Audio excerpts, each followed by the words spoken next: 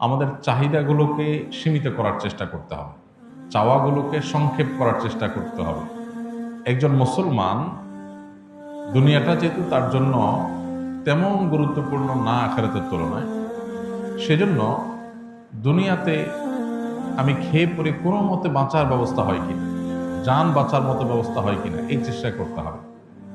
আমাদের নবী করিম সাল্লাল্লাহু আলাইহি সাল্লামের বাসায়, তার ঘরে মাসকে মাস অতিবাহিত হয়েছে, শুধু শুকনা খেজুর আছে, কিচ্ছু নাই, চাল ডাল গোশ কিচ্ছু নেই, মাসকে মাস। আপনি বা আমরা নিশ্চয়ই এর চাইতে বেশি অভাবী না। কিন্তু নবী করিম সাল্লাল্লাহু আলাইহি সাল্লাম কোনদিন তার অভাবের ব্যাপারে কারো কাছে অভিযোগ করেন নাই। তার মানে ওইটা তিনি মেনে নিয়েছেন যে আল্লাহ তাআলা আমার কি অবস্থা রাখছে, আলহামদুলিল্লাহ। তরকারি নাই, লবণ দিয়ে ভাত খাবো, কাঁচামরিচ দিয়ে খাবো, ভাত দুই বেলা নাই, এক বেলা আছে, এক বেলা খাবো, ভাত দুই বেলা সবর করবো। এই মানসিকতাটা লালন করলে যেটা হবে, এই যে রিজিকের কষ্ট, যতটা না ক্ষুধার কষ্ট, যতটা না পেটের কষ্ট, তার চেয়ে বেশি মনের কষ্ট। যেমন নাই, মানসিকভাবে আমি ডিপ্রেসড হয়ে যাচ্ছি, অনেকের আছে আমার নাই, পেরেশান হচ্ছি, দুশ্চিন্তাগ্রস্ত হচ্ছি। এই জন্য এগুলো উচিত না, এগুলো যথাসম্ভব দূর করার চেষ্টা করা দরকার। অর্থাৎ আমি আমার নিজেকে চেষ্টা করব আমার চাহিদাকে সংক্ষেপ করার এবং যে অবস্থা সে অবস্থা শুকর আদায় করার। সেই সাথে আপনি চেষ্টা করবেন, সাধনা করবেন, মেহনত করবেন এবং সিরিয়াসলি কাজ করবেন। আমাদের অনেক ভাই আছে যাদের রিজিকের কষ্টে তারা ভোগেন, কিন্তু রিজিকের কষ্টটা হয় মূলত বেশিরভাগ মানুষেরই সিরিয়াসনেসের ঘাটতি আছে, অথবা কোনো কাজকে ছোট মনে করেন, তিনি সব কাজ করতে চান না। মন মানসিকতা যদি এভাবে করেন যে আমি যে কোনো হালাল উপার্জনের মাধ্যম পাই সেটা আমি করবো ইনশাআল্লাহ। এক জায়গায় একটা কাজ করছি, সব বেটে বলে হচ্ছে না, সব মন মতে হচ্ছে না, এটাই দুনিয়া, এটা জান্নাত না, এখানে সব মন মতে হবে না।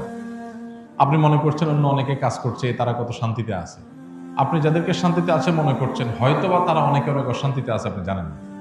একজন খুব চকচকা অফিসে খুব টিপটপ গাড়িতে চলাফেরা করে, যাই দেখেন ওখানে তার এমন এমন কষ্টের মধ্যে সে আছে যে আপনি চিন্তাও করতে পারবেন। সবসময় মানুষ অন্যটাকে অনেক বেশি ভালো মনে করে, নিজেরটাকে অনেক কষ্টের মনে করে। এই জন্য যারা রিজিকের কষ্টে আছেন বলে মনে করছেন, তাদের অনেকে আসলেই অনেক কষ্টে আছেন। তাদের প্রতি অবশ্যই সমবেদনা আছে। মুসলমান আমরা দোয়া করি আল্লাহ তাআলা তাদের কষ্ট দূর করে দেন। কিন্তু অনেক মানুষ আছেন যারা রিজিকের কষ্টে আছেন বলে মনে করছেন, আসলে তারা সেভাবে রিজিকের কষ্টে নাই। অর্থাৎ এটাকে মানুষ চাইলে এই দৃষ্টিভঙ্গিতে দেখতে পারে যে আলহামদুলিল্লাহ, আমি কিছু মানুষের তুলনায় একটু কষ্টে থাকলেও আবার বহু মানুষের তুলনায় অনেক ভালো আছে, অনেকের তুলনায় আমি অনেক ধনী আছে। যেমন মিডল ইস্টের লোকজন, তারা বেশিরভাগ মানুষই বোতলের পানি খায়, অভ্যাস, ছোট ছোট বোতলের পানি খায়। বাসা বাড়িতেও তারা, অফিস আদালতে তো প্রায় অলমোস্ট সবাই বোতলে পানি খায়। তাদের অনেক টাকা পয়সা, তারা আমাদের চাইতে অনেক বেশি ধনী দেশ, ধনী সমাজ, সেই হিসাবে তারা বোতলের পানি খায়। এটা তাদের জন্য একটা নর্মাল ব্যাপার। এখন একজন আরাবিয়ান, সে মনে করেন এক কার্টন পানিতে ধরেন 20-40 বোতল পানি থাকে ছোট ছোট, সে এইভাবে পানি কিনে খাওয়ার সামর্থ্য তার নাই।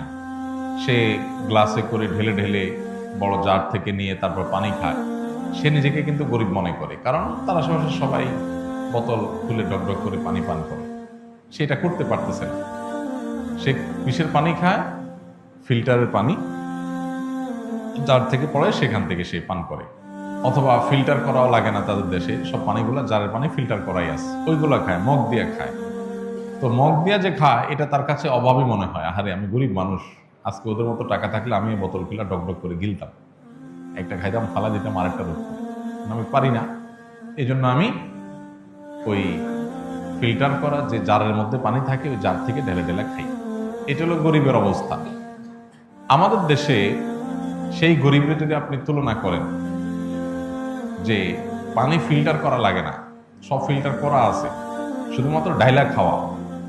আমাদের দেশে অনেক মানুষ আছে যাহারে একটা ফিল্টার নাই, পানি সিদ্ধ করে করে ঢাকা শহরে অনেকে এখনো পান করে, অনেক কষ্ট করে। আমার যদি ফিল্টারের ব্যবস্থা থাকতো, অথবা ফিল্টার করা ছাড়া এরকম ডাইরেক্ট ফিল্টার করা পানি পাওয়া যাইত, ডাইরেক্ট খাওয়া যাইত, তাহলে আমি ধনী হতে পারতাম। তাহলে এর কাছে ধনীর সংখ্যা কিন্তু বোতল খাওয়া না, এর কাছে ধনীর সংখ্যা হলো ফিল্টারের পানি পাওয়া, তাই না? আবার আমরা যেরকম সুন্দর পানি পাই, আফ্রিকার অনেক দেশের অনেক অঞ্চলে মানুষ আছে, তারা যদি জিজ্ঞাসা করেন যে তুমি কেমন আছো ভাই, তো বলবে যে হায় হায়, একটু স্বচ্ছ পরিষ্কার পানি নাই, এই ময়লা সয়লা যা যখন পাই তাই খাইতে হয়, একটু পরিষ্কার পানি পাইতাম, ফিল্টার না হোক একটু পরিষ্কার পানি পাইতাম, তার কাছে ওইটা হলো ধনী হওয়া। তাহলে পৃথিবীতে সবাই ধনী সবাই গরিব, সবাই ধনী সবাই গরিব, এটা তুলনামূলক ব্যাপার। আমি যখন আমার চাইতে উপরের দিকে তাকাবো তখন মনে হবে আমি গরিব, আবার যখন আমি আমার নিচের দিকে তাকাবো তখন মনে হবে আমি ধনী। নবী করিম সাল্লাল্লাহু আলাইহি সাল্লাম আমাদের এই সমস্যার সমাধানের জন্য দৃষ্টিভঙ্গিটা পাল্টাতে বলেছেন। অর্থাৎ তিনি বলেছেন যে তোমরা দুনিয়ার ক্ষেত্রে তোমাদের চাইতে যারা উপরে আছে তাদের দিকে না চেয়ে যারা তোমাদের চাইতে নিচে আছে, কষ্টে আছে, তাদের দিকে তাকাও। তাদের দিকে তাকালে তোমার কাছে মনে হবে আলহামদুলিল্লাহ আমি তো অনেক ধনী, আমি তো ময়লা পানি খাওয়া লাগে না, আমি তো আলহামদুলিল্লাহ স্বচ্ছ পানি পাই, একটু ফিল্টার করে খেতে পারি। তো এই দৃষ্টিভঙ্গিটা আমাদের দুনিয়ার ক্ষেত্রে লালন করতে হবে। দিনের ক্ষেত্রে, আমলের ক্ষেত্রে হলো উল্টা। সেক্ষেত্রে হলো আমি আমার চাইতে যারা উপরে আছে তাদের দিকে তাকাবো, তখন মনে হবে আমি আর কি এমন আমল করলাম, আমি আর কি এমন ভালো কাজ করলাম। আল্লাহ তাআলা আমাদের এই দৃষ্টিভঙ্গিকে পরিবর্তন করার তৌফিক দান করুন। আমরা যারা কষ্টে আছি, অভাবে আছি, তারা মনে কষ্ট নেব না, তারা ভুল বুঝবো না যে হুজুর আমরা কষ্টের কথা বললে আপনি ওয়াজ শুনাই দেন কেন, আল্লাহ একটু আসন্ন ফাউন্ডেশন থেকে টাকা এনে দিয়ে দিবেন, টাকা না দিয়ে আপনি ওয়াজ শুনে দেন কেন। ভাই, টাকা আসন্ন ফাউন্ডেশনের টাকা এভাবে দিতে পারবো কি পারবো না সেটা তো ভিন্ন আলাপ,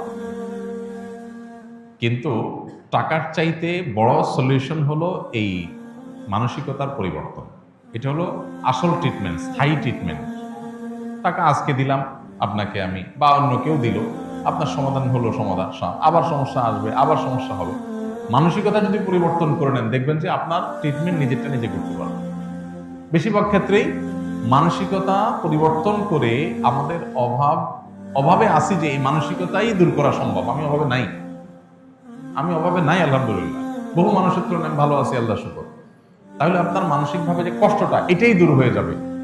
বাকি কষ্ট যেটা আছে সেটা দূরের জন্য সিরিয়াসনেস, আল্লাহর কাছে দোয়া, সঠিকভাবে চেষ্টা করা, বুঝে শুনে পা ফেলা, বুদ্ধিমান অভিজ্ঞতার সাথে পরামর্শ করে করে ইনিশিয়েটিভগুলো নেওয়া, ইনশাআল্লাহ এগুলোর মাধ্যমে বেশিরভাগ দারিদ্র্যের মোকাবেলা করা সম্ভব ইনশাআল্লাহ। আমরা দোয়া করি আমাদের এই ভাইয়ের জন্য, ওসমান গরের জন্য, আল্লাহ তাআলা তাকে হালাল রিজিকের, বরকতময় রিজিকের ব্যবস্থা করে দিন। আর অনেক ভাই অনেক কষ্টে আছেন রিজিকের, আল্লাহ তাআলা সবার জন্য ব্যবস্থা করে দিন।